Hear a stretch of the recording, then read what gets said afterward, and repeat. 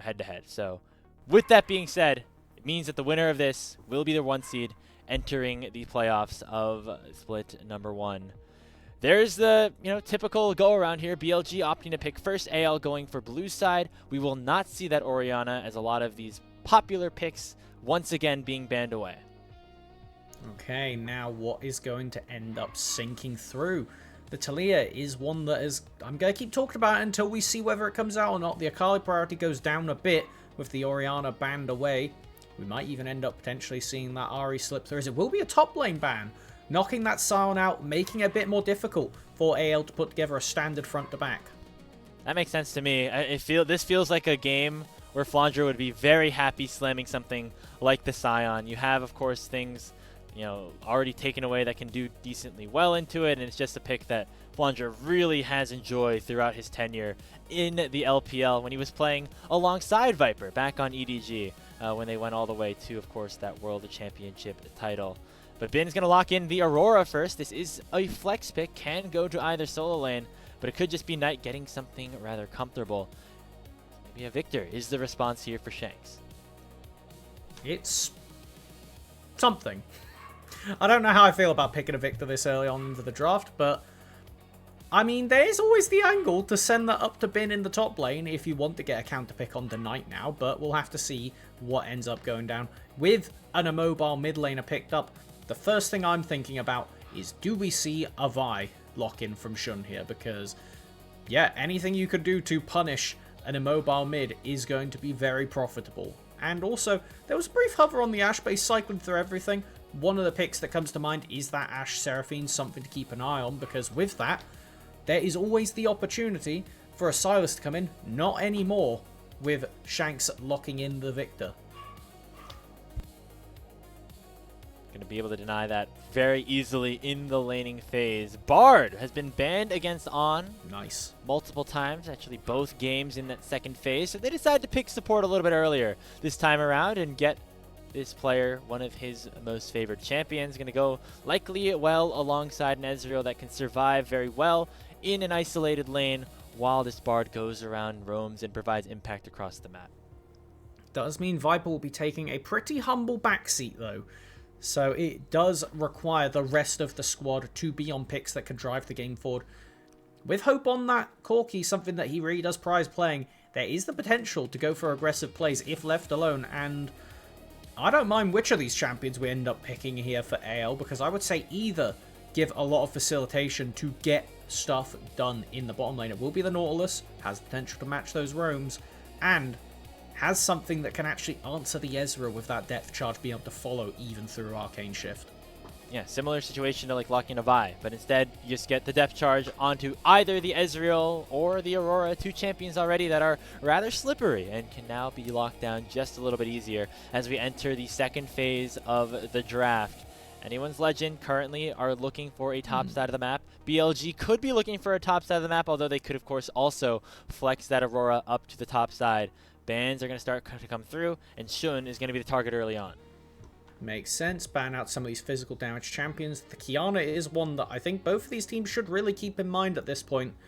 There's not a lot of point-and-click CC. The Nautilus has point-and-click, but it's not fast, and Kiana has a good shot of outrunning it and be able to do all her damage before she gets knocked up. So, something that I think both teams should be very mindful of as we get into the rest of these bans. The Mundo also something that could come in if either team wants a beefcake, because we do get Kiana knocked out. Just thinking about stuff that could work well into anyone's Legends composition, specifically the Corki and the Victor. It feels like they have set up a very, clear-cut identity for themselves already, regardless of what top laner or jungler they lock in. They want to scale up, they want to team fight, they want to do big AoE damage in these big circles. I'm just curious, I'm very interested to see what kind of champions could try to counter that. It looks like stuff that can immediately dive into the backline is what AL's best guess is, and that's why they're banning away a ton of junglers here for Shun. That's 4 junglers out of their 5 bans. I would really not be surprised if we see a Mundo ban here, because when you look, the Ezreal's not renowned for tearing through tanks, and we look at the rest of the squad, I mean, all these two need is a good frontliner for AL. Whether that be in the top lane or the jungle, looks like it's just going to be a Croc. So giving last pick over to Tarzan in the jungle is going to allow for BLG to least know where these soul laners are specifically going and give a counter pick either to Bin or Knight, depending on where this Aurora ends up finishing. That and a jungler here for Shun that he's going to have to pick up line. Knight hovering the Galio, another champion that he has done exceptionally well on recently, and that is going to be the lock-in. He played it a little bit earlier on in this season, ended, I believe, 6-1 in 15, and provided some huge game-breaking plays to allow his team to win a decisive game. And this is a pocket pick, to say the least. You said that BLG needed a little bit more damage, potentially to shred through tanks. That is exactly what this Kindred is able to provide. That, you cannot pick Zed here into Kindred, surely, Tarzan. I know it is something that he historically has styled on like the best of them to ever do it, but, I mean, he did just get nerfed on this patch.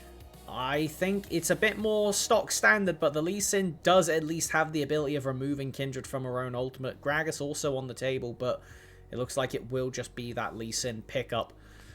Okay. Oh, it just swapped to Sejuani. It's my birthday. The screen froze just as they... wish! Hooray! I was just thinking it's a good Sejuani angle, and I was, you know, I wasn't going to be disappointed with Tarzan on Lee Sin. But if AL really wants to treat me nice, I suppose they can. As so this gives Tarzan something. Yeah, you get Tarzan Sejuani. We all get Knight Galio. We get Shun Kindred. I know Mazel is watching and is very excited about this. Win. After finishing off that first series. Just a great way to wrap up our regular season in a decisive game, again, to determine the #1 seed out of Group Ascend, getting yourself the best possible path to the first international of 2026. Do you like this Sejuani here? You think it works well? I mean, if you want me to be completely honest, no. But if you want me to be completely honest, that's not what you're supposed to say. No, I know it's not what I'm supposed to say. But looking at, there was a reason I wasn't pushing the Sejuani agenda as this draft went on, because you kind of need to kill quickly. And the pick tools are nice individually, but you're against a Bard. Even if you land a Sejuani on somebody, the fact that Bard, who is probably building Mikael's first item, can either cleanse them out of it and portal them away, or from across the map chuck down the ultimate to then send in the reinforcements with a Galio on top. I don't know. It's going to need to be a very, very scrappy game for AL to win, considering I think their champions just get a bit turbo outscaled. The Victor will do a lot later, but can just die instantly, so...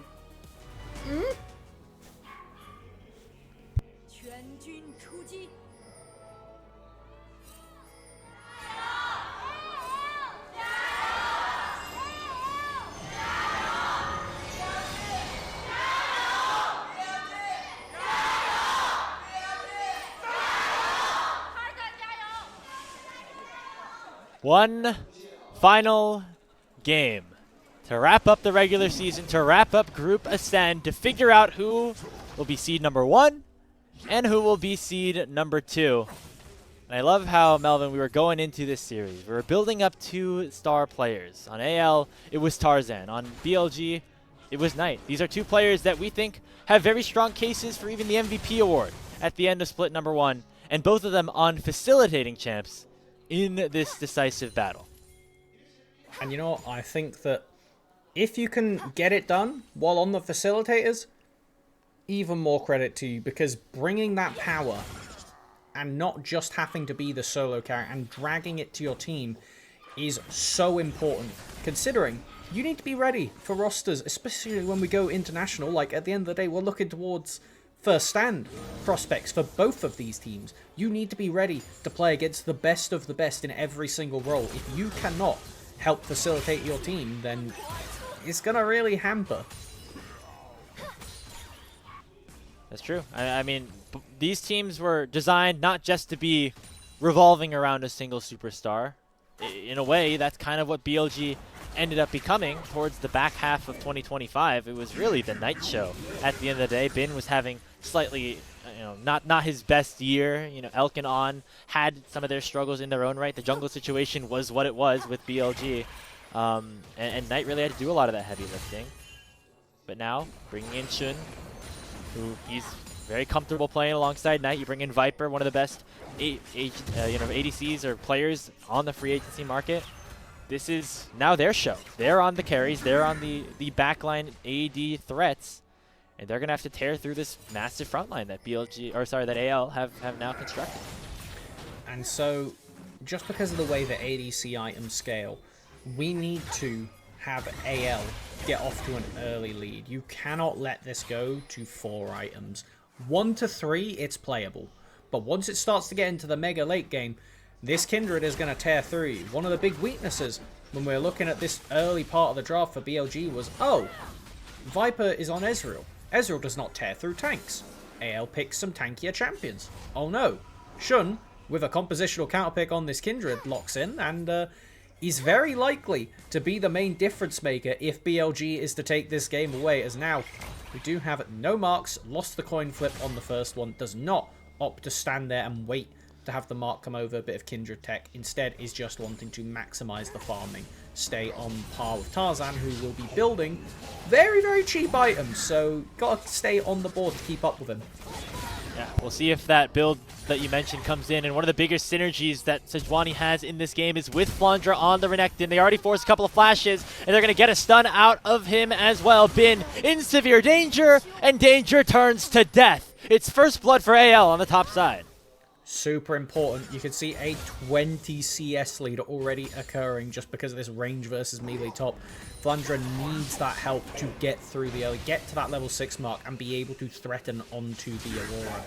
As now, we do have TP coming back in top, but Tarzan isn't up there anymore. Will be both flashes down. Should hopefully, for AL, make Bin a bit more reticent to play aggro. However, I don't know if that's going to be the case. Yeah, we'll see. I mean, it's going to be constant aggression across the board. Speaking of, it'll be Knight forcing a flash, but in goes Kael. So a lot of summoner spells being burned in the mid lane, but it results in nobody actually dying. And now Shun going to prompt an invade here onto the second spawn of the Raptors and force Kael back away. Another hook does land, though, as On might have been caught a little bit out of position. He uses the magical journey to escape. A 3v3 around the mid lane. All but show at this point. Not a lot of full sends in this certain exchange. We've just crossed the 5-minute mark. Shun really wanting this camp, able to secure it. Hero's entrance does come out, and Kael and Tarzan are both knocked up and both ticking dangerously low. Shun picks up that first kill, and BLG have equalized the kill count at 1. Well, very nicely played by BLG to keep that series of play going for super long. Main beneficiary will be the mid jungle for BLG, but Viper was left alone for the majority of that, had to take the recall. He's going to be able to calmly collect their farm now. Sheen in pocket. Hope opting for the Cole and Tia, going for a very scale-heavy route in the early game. Really nicely done. Knight barely able to get to 6 to throw out that hero's entrance. And, you know, you might think about Knight and Galio. Not really a Knight champion, a carry champion. It definitely wasn't at the start of his career. And we had that infamous 2024 World Championship Finals where Faker just styled all over him on this pick. And since then, it seems like Knight's learned. He's had a pretty good time on this one. We're going to see him have it again as he lands a stun onto Shanks, takes him down, and gives Shun his second kill of the game on the Kindred. So BLG getting this jungle snowball rolling, and it's coming off of the back of their star mid laner, playing on more the defensive side. It sure as hell isn't a pick jungler in the way I was imagining, but you know what, when you pair it with a bard, it's doing great work to bring that attention, bring that pressure into the mid lane and shut down the immobile mage. This is the thing about locking in an immobile mage early into a draft, especially where it's that early on. Dying? Oh, we're just praising him. That's a caster curse right there, Melvin, as Hope ends up getting taken, or getting a kill in the bottom lane in his own side. Shot Barrage comes out, not going to be any kills there in response to Viper, as Bin is once again being the focus here. Tarzan clearing up on the top side. They're not going to get any kills here, though. Okay, now we have the dragon being looked at from BLG. You do have a Kindred, so you tear through it reasonably quickly. Already at that tier 2 smite. Tarzan will be able to just continue to eat up these Kindred marks. Currently at 1 for sure. We've got to look at the 4 is the big marker. Once he gets that, it'll be an extra 75 attack range on the Kindred, and then further 25 range for each 3 marks beyond that. So we are playing the Kindred mini-game, denying this extra range, because if Kindred starts to get, you know, past the 4, past the 7 marker, then they start to feel like a real traditional ADC as far as how far away they're hitting you, and that is going to give AL a super difficult time because they are a mid to low range comp. Just because they have the Victor doesn't mean they want to be playing at arm's reach.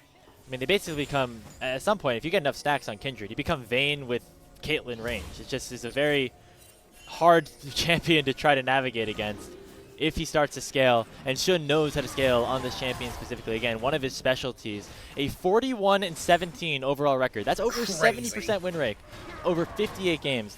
That's how you know a guy really likes this pick, and will want to pick it in any single possible situation that it could be valuable for his team.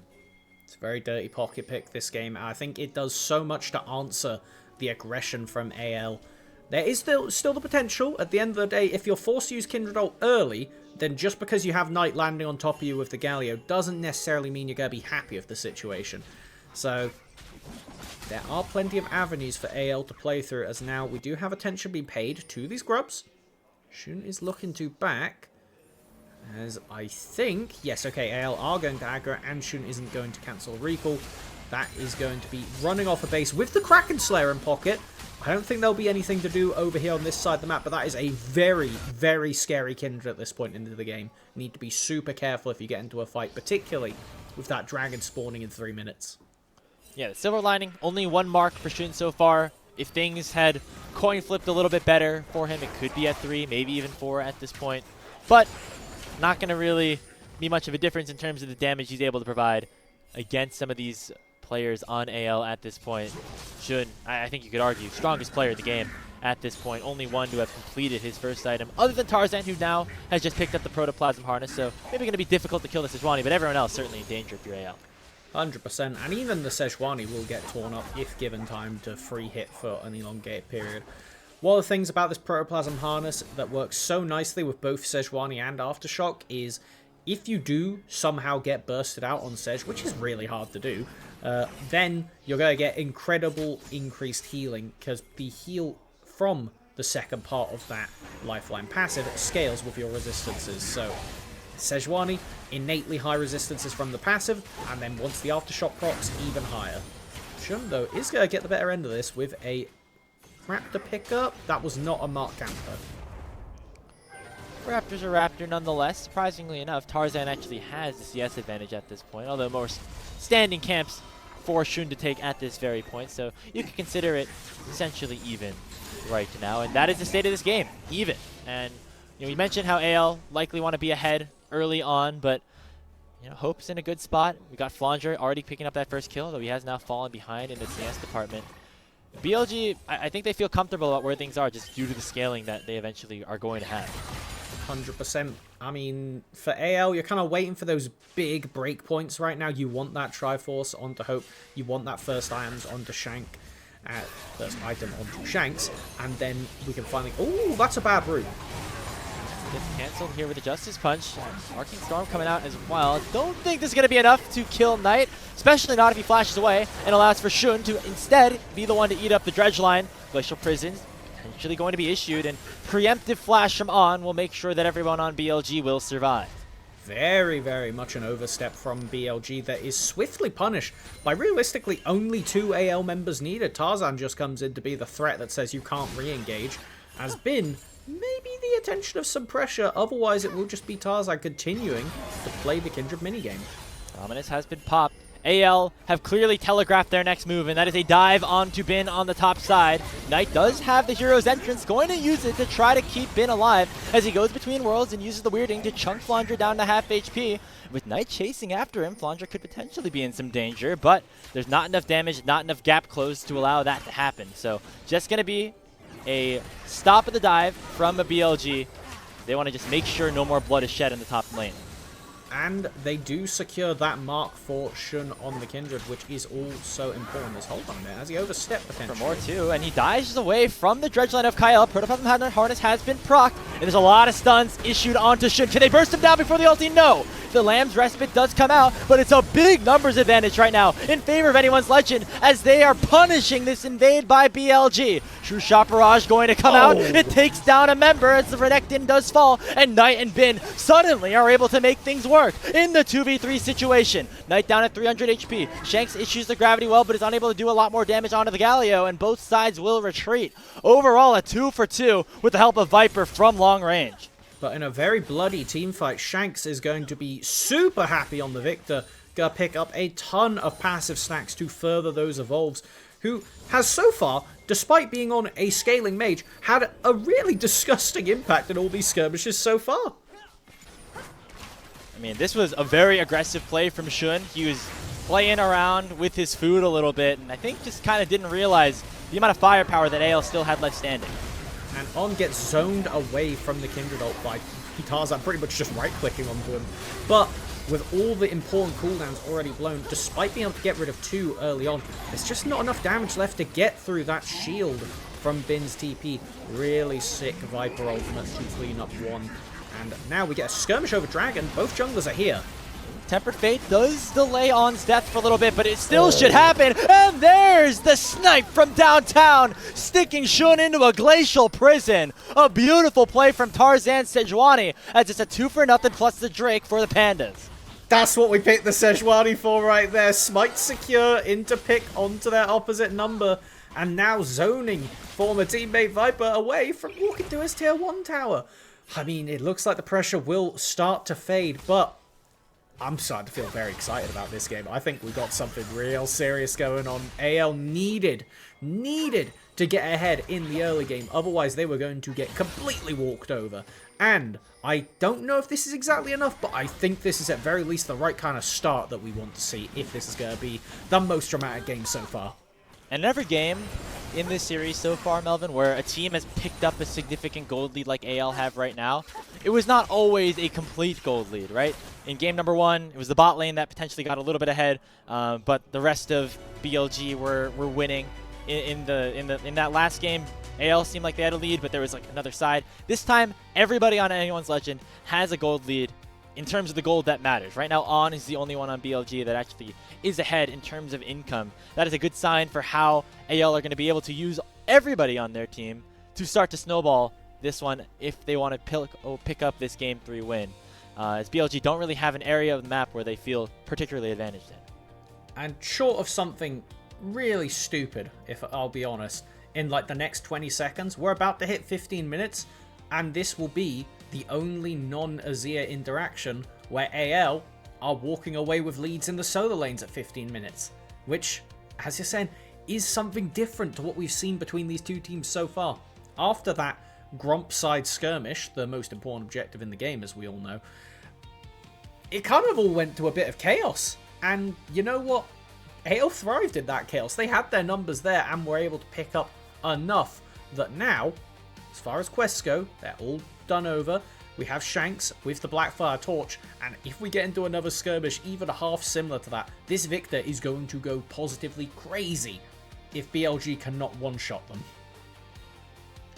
It's going to be a fun way. I'm very, very interested to see how the rest of this game plays out. Just because AL have a very interesting comp where their top side is very aggressive, but then maybe their main carries want to stay a little bit back, be a little bit more controlled. On BLG side, you have a very similar situation, a little bit of a mix of will they want to engage, will they want to kind of stay back. And so with the limited amount of full engage on either team, those tools just become even more important, whether it's Flandre on a teleport flank or maybe Knight coming in with a really good hero's entrance. Whoever is able to start the fight the best with very limited tools on both sides, I think is going to be in a better spot. And one of the things that really will limit how much of getting onto that better side you can do is Shun's marks on this Kindred. Currently only at 2. It means they are only halfway to getting that range increase. And currently still had Tarzan marked for the entire game so far, but that Protoplasm Harness keeping them alive in that skirmish on the top side. And if you don't get to that 4 marker soon, we're going to get to a point in the game where the map opens up, everybody's playing their side lanes, and there's basically no time where jungle camps are left alive. They're one shot off cooldown, whether it be by the nearby laner or by the jungler himself, which makes it super difficult as Kindred to snowball marks if you don't get up to that 4 point at least, and then start having it spawn on the neutral objectives, where there's a bit more control in your pocket. It becomes really dangerous to run at the enemy Krog camp at 25 minutes when you know if the jungler dies, you could lose Baron and lose the game. You don't want to be on that half of the map, and honestly, I wouldn't be surprised if AL have the Kindred Mark spawn down there and just don't touch it. Leave the camp up and say, alright, Shun, you're just kind of hard stuck at 3 marks now if you want to be. Walk in and die, or give us Baron, one or the other. It's an interesting proposal. It's just the way that you're able to play around with this little mini game. Well, I like these little interactions that create interesting situations in terms of strategy, how these teams play the game. You know that Tarzan has experience basically playing any jungler. I mean, the Kindred is not necessarily the top of his tier list in terms of, you know, comfortability, but you know he's played a ton of games against it. He's played games with it, as it. So going to have very strong knowledge as the leader of this team as to what exactly to do in these certain situations. We're currently, of course, waiting through a pause. Not entirely sure what is going on. We will, of course, update you guys as soon as we do. But it just adds to the tension, right? Because we're just waiting to see who ends up coming out on top. It's been a great series. It's been a great day of League of Legends so far. And it looks like we're going to have that keep on rolling as we're back in. Alright, just really try and milk the end of this series for what it's worth. Get the maximum amount of game time down. I'm okay with it. I feel like taking a breather at that particular point is the right time. We have now got confirmation it's Ocean Soul this game, which dragging out these team fights to make them even longer is going to be ridiculous. Something important I just saw pop up though. We have Riftheld spawning soon, but On finishes the Kaels. Called out in Champ Select. This is so essential for trying to stop Tarzan getting the initial pick and running away with the team fight. It's another interaction that, you know, we're planting the seed. It's maybe a Chekhov's gun situation where it's going to become a major part of how this game ends up unfolding. Will this tool, will Shun with the Lamb's Respite, a lot of abilities to try to negate that huge burst that is available when it comes to a Sejuani pick. Will any of that end up paying off for BLG, or will AL be able to find opportunities where BLG aren't able to use those full tools at will? Waiting for the next fight to fully unlock. Herald could certainly be the topic of conversation, as both junglers will interact there on the top side of the map. You get very heavy trading into the mid lane. Bot ultimate down. Speaking of Tempered Fate, it's actually going to land on the Hope, who now is exhausted and taking a lot of damage from the Mystic Shots of Viper. He dashes in and picks up the shutdown onto Hope. And now BLG have a 4v3 in their favor and will take Kael down. So, with that kill, with that pick, AL now find themselves down to 2 men, and BLG have evened up that kill score once again. I don't understand what we're doing here. Like, that's just incredibly greedy from the bot lane of AL, as we do get a collapse now, looking to try and at least get on. Yeah, the teleport from Flandre is going to be first. He pops a Dominus on, going to be in some trouble as Tarzan is just fully targeting him in his own right in a 1v1. Knight going to land the Justice Punch on the Flandre, try to peel him out, and the hero's entrance going to at least negate a little bit of extra damage. Flandre going to get stunned up by On, who is somehow still alive at the end of the fight. It's going to be the Herald secured by Tarzan, but nobody will be able to claim the eye, as it will be BLG 5 strong trying to take the Sejuani down. True Shot Barrage barely unable to land. He snuck it! Kael who sneaks in there and pulls off a grand escape with the Herald in tow. What a crazy heist to turn up the end of that play. Thrown away the lead by the AL bot lane, and then is going to be able to finish off the play, claiming the mid lane tier 1. Okay. You know, I'm not going to call it net positive for AL, but I will say that that was as much of a redemption as you can get for what started off terribly. And what still ended up as a 3-for-0 in terms of kills. We're going to get another look at this fight. It really was AL who thought they found an angle here onto Viper. Kael going with the Hex Flash in, but Viper beautifully buffers that initial dash. And then, of course, it is On who is really the hero the rest of the way. Oh my god, the excellent stun as well. Just hand feeds it to Viper at the tail end of that fight. And while AL did everything they could to kind of slow the rest of this fight down, it didn't end up amounting to much beyond Tarzan getting the Miracle Steal. And this is what I was kind of waiting to see. He has now finished the Bagpipes. He has got Bandle Pipes in inventory. Crazy amount of value can be offered in this fight, considering with the Sejuani passive, even if you don't normally care about a Nautilus or a Renekton's attack speed, it's actually going to make a pretty significant difference. And with the Dragon spawning in 16 seconds, I want to see Flandre down there. I want to see all 5 AL members standing at this ocean and saying, walk at me, BLG. Fight me now. Yeah, I mean, this is a Renekton with Stridebreaker, with Conqueror. Definitely somebody who's going to benefit from having those extra auto attacks woven in.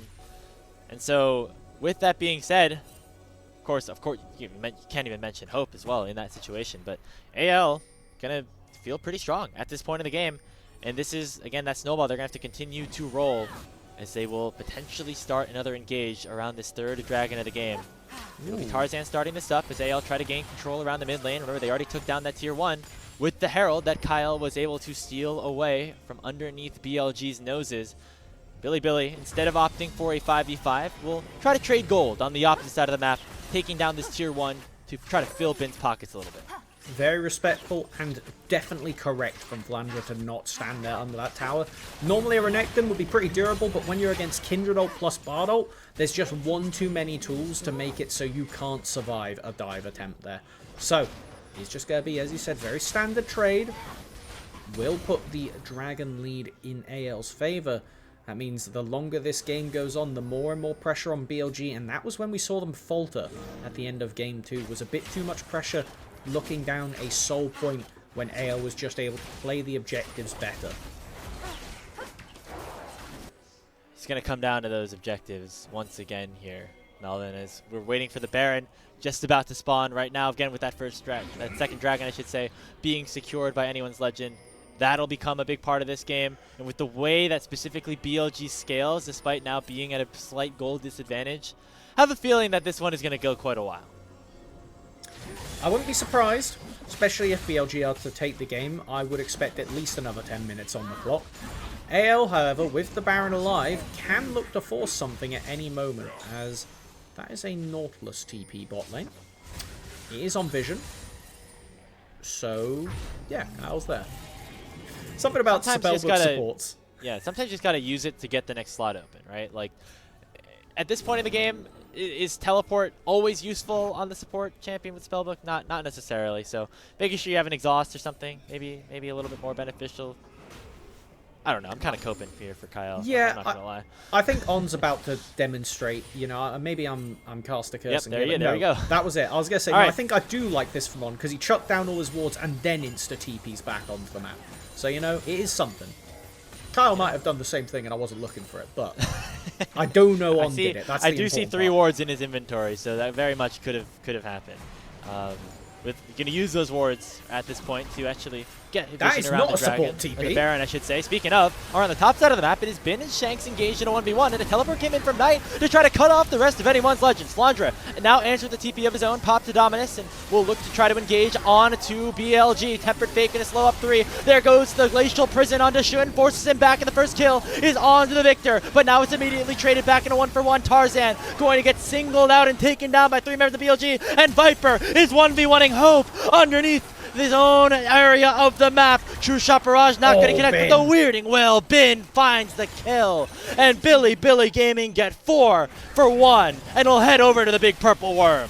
And it was Shanks trying to burn cooldowns to force Bin away, but the collapse from both teams it ended up being that Shanks died first, and as soon as that damage threat is down, AL are a bunch of beefy guys and a Szechuan and a Corki hitting you. It's not going to do much. So really solid from BLG to snap this one away. And we didn't get to see this bit. It was just trade of ultimates. But when the Victor doesn't have ultimate, that's one of his main tools to zone and slow down the BLG assault. And so when he gets split off to the side, Flandre does a good job of buying time.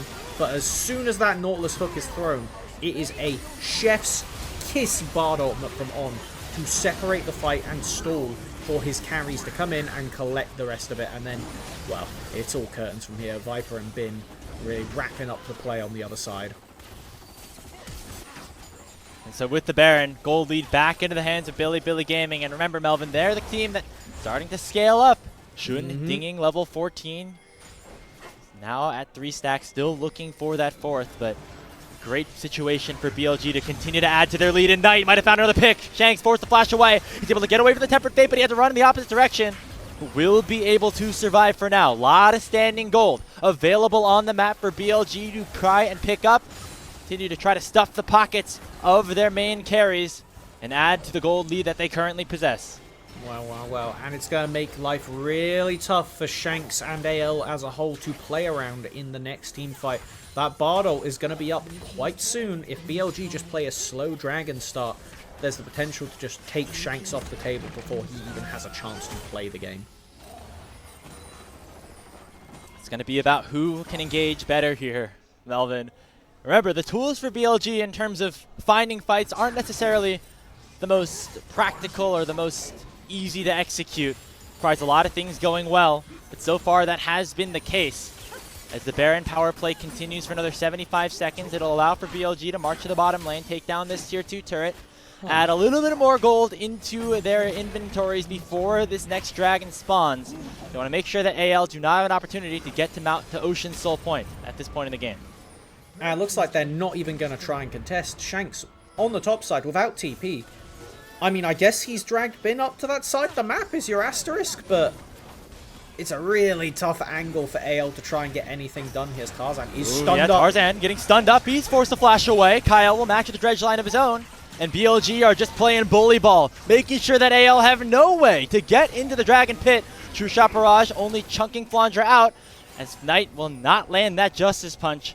AL threw out a lot of tools, but weren't able to find anything, as BLG will make their way back towards the Drake. I mean, Kael's defensive Nautilus hooks have been great, but that's not what you're picking Nautilus for at the end of the day. You want to be going forwards. You need to be going forwards, as now we have just more posturing from BLG. The Baron is about to time out. No extra camp secured for Shun, still stuck on that 3 mark. But at the end of the day, there is a gold lead over to BLG, an even Dragon Point, and the later the game goes, the more the scaling favors Viper and BLG, picking up now that endless hunger. This is one of the few champions that actually gets good value, because what he gets is ability haste that scales with his bonus AD, which between the Mio Mana and the Triforce is quite high. Yeah, this Ezreal is a bit of a Gatling gun, and if you do end up getting a kill, picks up even more Omnivamp off the back of it. So yeah, Viper's not even a really feasible target in a lot of this. So what do you do, AL? I don't know. I've not got a really good answer. He's got to just find a pick. Make sure that any of those denial abilities from BLG are unable to be chained together, and just keep looking for fights like they're going to do so here. They land a stun onto On and hope to be able to back forward and one-shot the Bard before the Tempered Fate does land back down. So a big pickup onto AL's side to slow down BLG's continuation of a build-up of a lead, but there's no major objective to get in the 4v5 situation. It's kind of reminiscent of old Tom Kench. If you don't kill the Bard this game, he will save whoever's with him. So you need to get rid of On first, as now we have a bit of posture, a bit of vision clearing, really. Just trying to retake any control on the map. When you're playing a pick comp, one of the most important parts is vision, because if you don't see your enemies, if you send everything for a pick and suddenly Knight is around the corner, suddenly Shun is right there chucking out the ultimate, then it's all over. It's all over.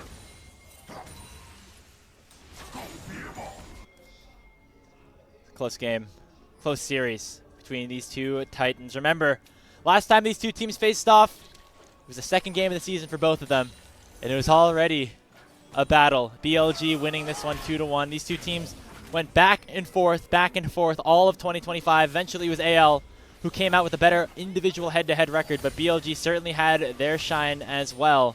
Could this be the year BLG have their get back? Looking like it is a possibility, at least to open up the season with a season sweep in Split 1.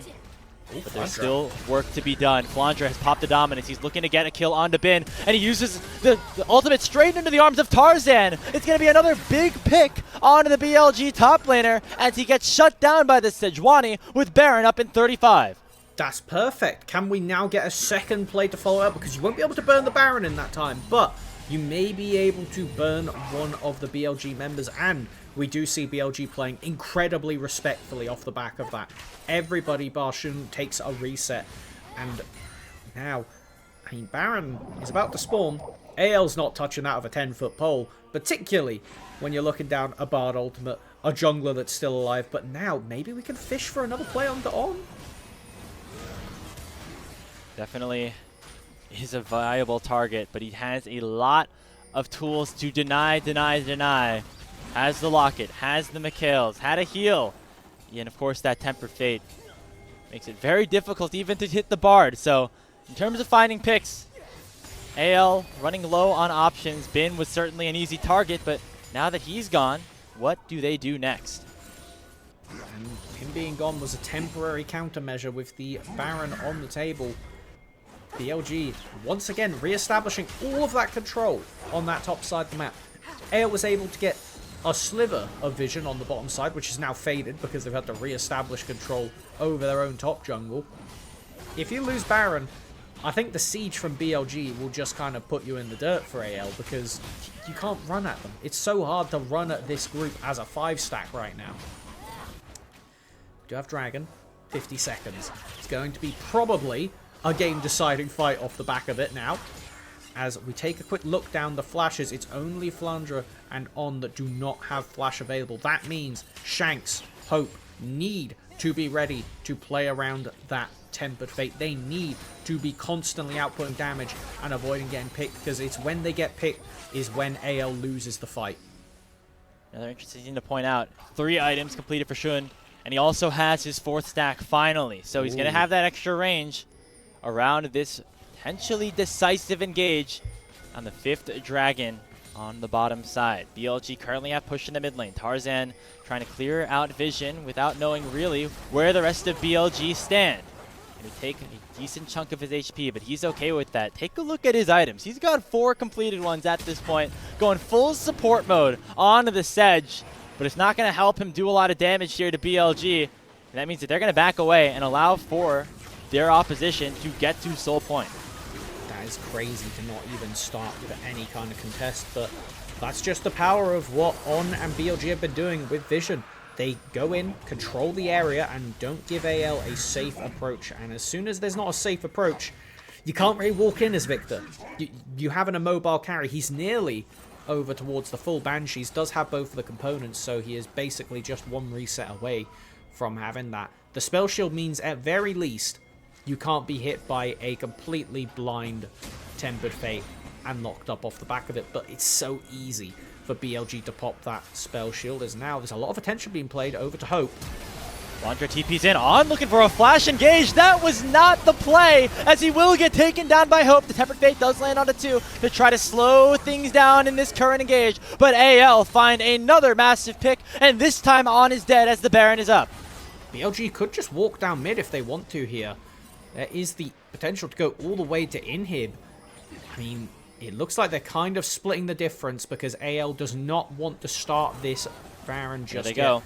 Glacial Prism is available. Who look will at Viper. Tarzan fish for? He doesn't know. Flandre is waiting for him. He's going to finally get caught out, but he shifts right into the Renekton's arms. On the other side of things, it is Knight already going golden with the Arcane Storm raining down on the backline of Bilibili. Here comes the hero, and his name is Knight, and takes Flandre down. And on the other side of things, the 4v2 already has the Land's Respite down. Shouldn't try to buy some time, but it's 2 more kills picked up here for AL.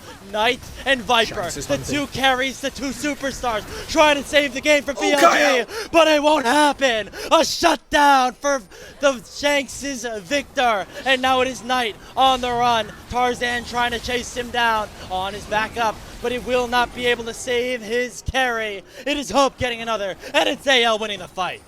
Baron is available. Tempered Fate is on the table. Will On have a spellbook change over to Smite potential? As we get a moment to check out the replay of how that started. It was such a incredibly aggressive and nearly perfect force onto Hope. But On gets grabbed out. The stasis really doesn't do much to impact the fight. And this part was the most ridiculous, is Viper face checks into Flandre and then just wins the 1v1. I think even if we didn't have Knight land down here, there was a good chance that Viper just kills the Renekton, who does not have ult available. And on the other side, though, AL is able to super force because BLG oversteps a little bit. Shun comes in to try and save his top laner, but at that point, you're both locked into the death chamber by these beefy boys on AL. And as soon as you separate Knight and Shun, it makes that Lamb's Respite just a waiting game for your inevitable demise, as Knight, of course, had to use it to save Viper instead. And that split up was exactly what AL needed to take control once more of this decisive game. Our final game of Split 1 in the regular season. AL now have the Baron. They have it for the next 2 minutes. They can look to try to end this game and claim the top seed in Group Ascend. Kael and Hope waiting in the mid lane as Viper's trying to clear out that cannon. We're on the bottom lane. It is Tarzan trying to clear some stuff out. And both tier 2 turrets are going to have waves crash at the same time. God, it's going to be so difficult to end, though, with the extra tower playing as Bin. He's Take looking it. for an aggressive TP. Oh, they all know this. In goes Hope. He assassinates Viper on the Ezreal. Knight comes in, but it is far too late as a double kill has already opened up for the Corki. He'll eventually get dropped as Bin picks up a big shutdown, but On's already down, and it's only Knight and Bin against 4 members of AL. The Red Panda still have Baron. They are going to push down mid, and they're going to try to claim the #1 seed. They're walking it down. They have numbers. It is just the solo laners of BLG, the ones that have made the difference every time in this matchup. Can they hold? Neither have ultimate, neither have a ton of DPS, neither have a lot of wave clear. The Nexus tower is going to start to melt like paper against the might of BLG. Anyone's Legends kept the same roster, and in the new year are going to continue their dominance over BLG. They get the win, and they will claim first place in the LPL entering the postseason. The fact that this game, this split, the regular season ends with Hope diving under tier 2 tower on the Corki and just deleting Viper was not to be predicted. And that is the variance of Hope. When he's not playing well, he'll lose you the game. When he sees the angle, that secured the victory. Wow. We had that in both games. It was on the Kaisa in game 2. It was on the Corki here in game 3. Without Hope's decisiveness, without his killer instinct, no, pun not included, pun not intended, they're able to take down Viper, who again was the superstar that BLG brought in to take this team to the next level. But we can see that not all of those kinks have fully been ironed out. There is still work to be done here with BLG to turn them into that top level contender. And AL, the roster that have kept all 5, are still the ones who are going to end up on top. Wild. Absolutely wild. That getting a Tarzan Sejuani victory in game 3. I'm very happy. I wasn't ready for it. I really thought that BLG had the game in their hands for a good part of it. Like, AL got so wildly outscaled as the game went on, but that was the angle. The Corki burst damage was the way to take it out. And, I mean, Shanks did decently in the early game, but after a point, On's Bard just nullified the impact that this Victor got to have. And so, we got to see it. It was, I'm going to keep saying it, because Hope was the reason that game ended in AL's favor. If Hope doesn't do that there, and we maybe knock down 1, 2, 3 towers at Lucky on maybe knockdown in here, but I think that's a bit ambitious. Then it goes over to an Ocean Dragon fight, and I think AL is not in as good of a stance there. That was... wow. Just goes to show how wild, how unpredictable the LPL has been this year. Has always been, but specifically here in the first split of 2026 as we enter our New Year's break shortly. Lot to be determined. Nothing can be taken for granted. BLG Super Team ends 4-6-4. They're still second place overall in the standings, but it's AL who, after a slow start of their own, have won 7 straight series to get them up to 8-2, and they will be, once again, your top representative entering the playoffs to get themselves a shot back at first stand. Here's a look at the updated standings after the conclusion of our regular season. The only thing to sort out at this point is NIP and WE. They split the series score in the season with each other. They have the same game record, which means we will have to go for a tiebreaker. In Group Ascend, we have Weibo and JDG tied at 5-5, but because Weibo 2-0'd JDG during the regular season, they're going to end up as your 3 seed, while JDG will end up as your 4.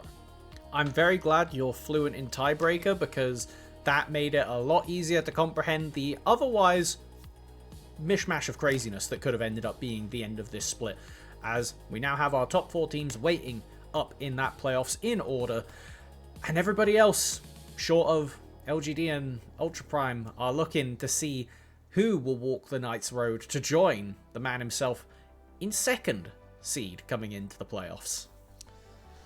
Oh boy. I mean, the fact that there's still a lot more to go before we even get to that 8-team playoff bracket is very exciting because we, of course, do have that Knights Road, as you mentioned. Top Esports, IG, NIP, WE, they'll all start up in the upper bracket, whereas EDG, ThunderTalk, OMG, and LGD are going to have a chance, only one more life, to try to keep their season alive. Winners will move on into the playoffs and get a spot in Group Ascend for split number 2, while the losers will be eliminated and head back to Nirvana for the next season. As we take a look at some of our post-game graphics again, it was a very, very back and forth game, as you can see on the gold graph. Everybody contributing in their own little way, positively and negatively.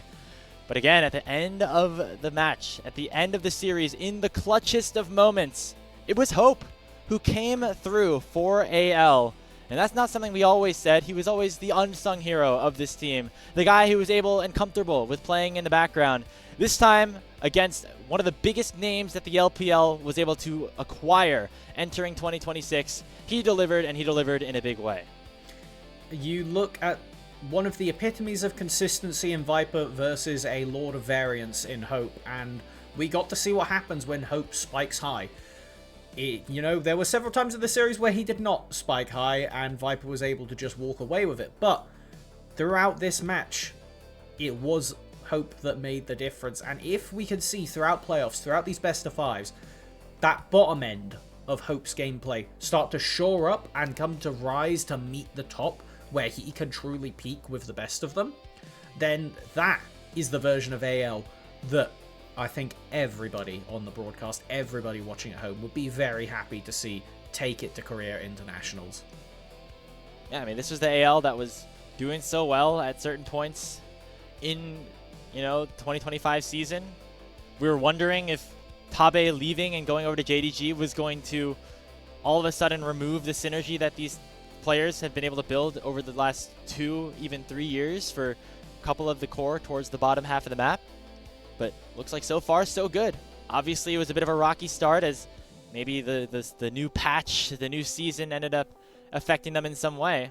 But since then, AL have been all rolling, and all of a sudden, when you look at just where the game record is in comparison to the rest of the league, they're the team to beat right now into the LPL. Yeah, I mean, BLG coming into the day, despite being lower down on the standings, I think for a lot of people it felt like BLG were number 1. And I don't think you'd be wrong to say that they might still be number 1, but AL have earned their place at the top. And I don't think anybody can call you wrong for saying they are number 1 in the league anymore. And you know what? If they can continue to play like this, continue to play their forcing towers, forcing objective chaos team fights, where we get to see the clutch factor from this team really show, that is just the beautiful stuff that you only get in the LPL. Just a magical season so far, and it's only just begun. Even Split 1 has a long ways to go. As we get a look at some of the replays here, just again, decisiveness for anyone's legend, and we're going to get a look at this final fight that ended up deciding the game.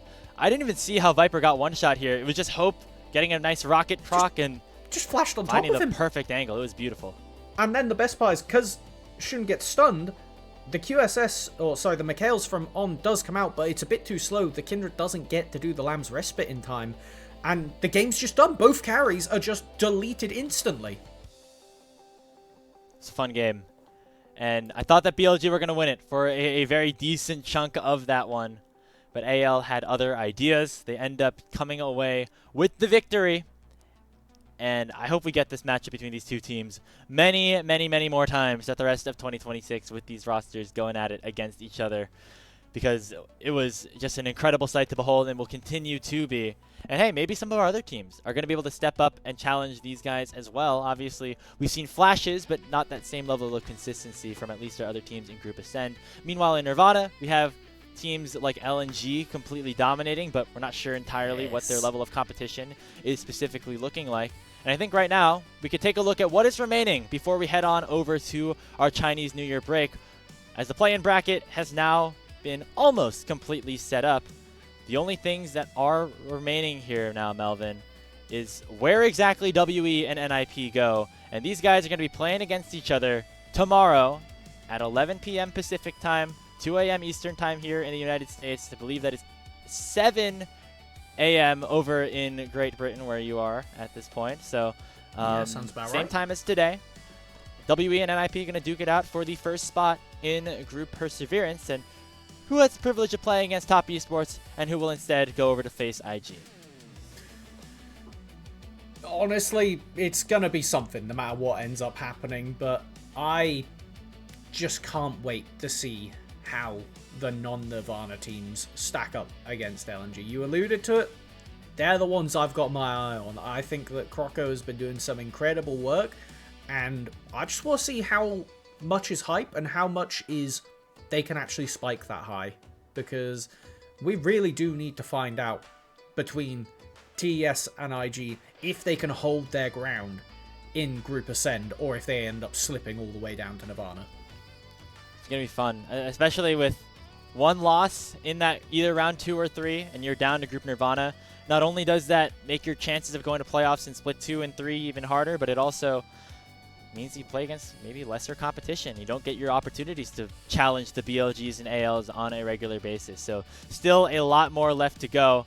Getting a correction on the time. It looks like it's been pushed around a little bit since I originally saw it on Leaguepedia. 3 a.m. Pacific time, 11 a.m. over in Europe on GMT, and then 6 a.m. Eastern time if you are watching here on the East Coast of the United States. I believe it's a best of 3, but we'll of course have to finalize that and confirm it. Check our socials for all the final information. We're just 2 guys standing up here. We just work trying here. to deliver information. Exactly. Speaking of, pleasure to work with you here, Melvin. Pleasure to work with Shivam, our producer behind the scenes. And a big thank you, of course, to our other pair of Mazel and Jay Beta, who opened our day up with a great matchup, again, between Weibo and Invictus Gaming. That's going to do it for the regular season. But again, in about 22 hours time, you're going to see a final play-in tiebreaker before we head on over to Knights Road. On behalf of everybody here on LPL English, we want to say thank you very much for tuning in. It has been, once again, a pleasure. Before we go, we have to give a very big shout out to our Elite Coffee supporters. That is Aaron Soup and Mung, as their pledged financial contributions help level up the broadcast and give back to the cast and crew who strive to give you an English LPL product every day. Final score here in our final series of the regular season is Anyone's Legends taking a 2-1 victory over BLG, securing that first spot in the postseason. We'll be back tomorrow with that tiebreaker between WE and NIP.